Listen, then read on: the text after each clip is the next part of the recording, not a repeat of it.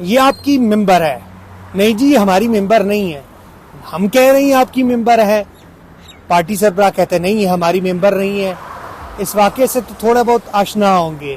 نہیں تو آج میں آپ کو اس قصے کی بھی تفصیلات سناتا ہوں. میں ہوں عثمان خان اور آج میں بات کروں گا مخصوص نشستوں کی.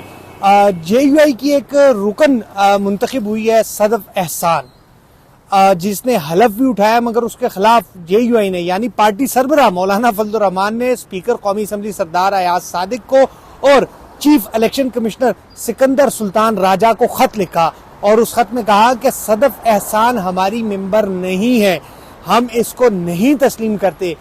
یہ معاملہ گزشتہ تقریباً 2 سال مکمل ہونے کو ہے اور تعطل کا شکار تھا، عدالت میں زیر سماعت تھا. پھر جب آئینی عدالت بنی تو یہ معاملہ کانسٹیٹیوشن کورٹ کو چلے گیا اور پھر کچھ روز قبل آئینی عدالت نے فیصلہ کیا اور اس معاملے کو الیکشن کمیشن کے پاس بھیج دیا اور کہا کہ الیکشن کمیشن 1 ماہ کے اندر اس کا فیصلہ کرے. الیکشن کمیشن میں اس کی سماعتیں ہوئی. جے یو آئی کے وکیل سینیٹر کامران مرتضیٰ پیش ہوئے. انہوں نے پارٹی سربراہ مولانا فضل الرحمان کا لیٹر ہیڈ الیکشن کمیشن کو دیا اور پارٹی کا موقف سے ان کو آگاہ کیا کہ یہ ان کی ممبر نہیں ہے. چونکہ پارٹی نے جو ترجیحی لسٹ تیار کی تھی اس میں پہلے نمبر پر شاہدہ اختر لیڈلی کا نام تھا، دوسرے نمبر پر نعیمہ کشور کا نام تھا، تیسرے نمبر پر جو نام تھا وہ تھا صدف یاسمین کا.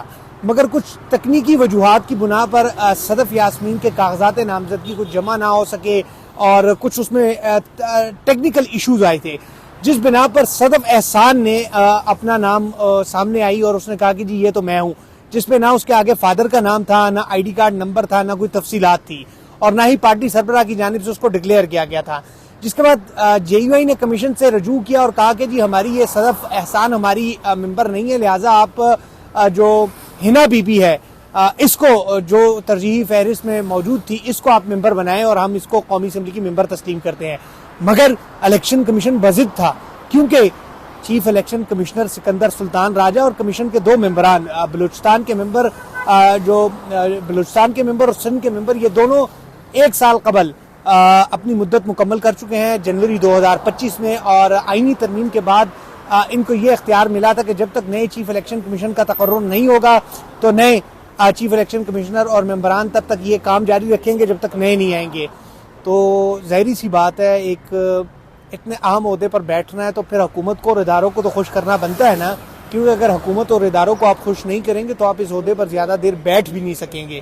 حالانکہ یہ تو ایک آئینی عہدہ ہے اور اس عہدے کا فرض ہے کہ آئین کے مطابق اپنا کام سر انجام دے، مگر نہیں، ہمارے ملک میں ایسا نہیں ہوتا. کیونکہ عمر ایوب اپوزیشن لیڈر تھے اور عمر ایوب نے ایک خط لکھا تھا اس وقت وزیر اعظم کو کہ چیف الیکشن کمشنر اپنی مدت مکمل کر چکے ہیں، لہٰذا اس پر اب کارروائی آگے بڑھائی جائے. کچھ ہی دنوں بعد عمر ایوب بھی نااہل ہو گئے تھے. کیوں؟ کیونکہ انہوں نے چیف الیکشن کمشنر کو بدلنے کا نام لیا. پھر اپوزیشن لیڈر کی تقرری اس لیے بھی تعطل کا شکار رہی ہے کیونکہ جب چیف الیکشن کمیشن کی نامزدگی ہوتی ہے تو وزیر اعظم اور اپوزیشن لیڈر دونوں مل کر مشاورت کرتے ہیں. تو یہ معاملہ تعطل کا شکار تھا اور بالآخر اب اپوزیشن لیڈر بن تو چکے ہیں، مگر اب وزیر اعظم صاحب کو بھی چاہیے کہ یہ آئینی طریقہ کار ہے. وزیر اعظم صاحب ایک پینل تشکیل دیں گے، وہ اپوزیشن لیڈر سے مشاورت کا عمل شروع کریں گے اور پھر ایک اپوزیشن لیڈر کا نام سامنے آئیں گے، اس پر مشاورت ہوگی. اگر وزیر اعظم اور اپوزیشن لیڈر کے مابین مشاورت ٹھیک نہیں ہوتی پھر پارلیمانی کمیٹی میں یہ معاملہ جائے گا. مگر تاحال حکومت اس معاملے پر خاموش ہے اور تحریک انصاف نے ایک بار جرت کی تھی مگر اب وہ بھی خاموش دکھائی دے رہی ہے. اور جس طرح الیکشن کمیشن فیصلے اپوزیشن کے خلاف آئے روز کر رہا ہے، اب اپوزیشن کو بھی سوچ لینا چاہیے اور کھل کر سامنے آنا چاہیے اور وزیر اعظم کو اور حکومت کو باور کرانا چاہیے کہ وہ اپنا جمہوری اور آئینی ایک پروسیس ہے چیف الیکشن کمشنر کا وہ مکمل کرے تاکہ نئے چیف الیکشن کمشنر کی تعیناتی ہو اور ملک کا جمہوری نظام جو ہے وہ بہتر طریقے سے چل سکے. مگر یہ حیران کن بات ہے، پوری دنیا میں ایسا نہیں ہوتا ہوگا کہ پارٹی سربراہ کے کہ یہ ہماری ممبر نہیں ہے الیکشن کمیشن کے، نہیں یہی آپ کی ممبر ہے. تو یہ سب کچھ پاکستان میں خیر دیکھنے کو ملتی رہتی ہیں. یہ تھی ایک لیٹسٹ ڈیولپمنٹ، میں نے کہا آپ لوگوں کے ساتھ شیئر کر سکوں. مجھے اجازت دے، پھر ہوگی ملاقات اللہ نے کے بعد.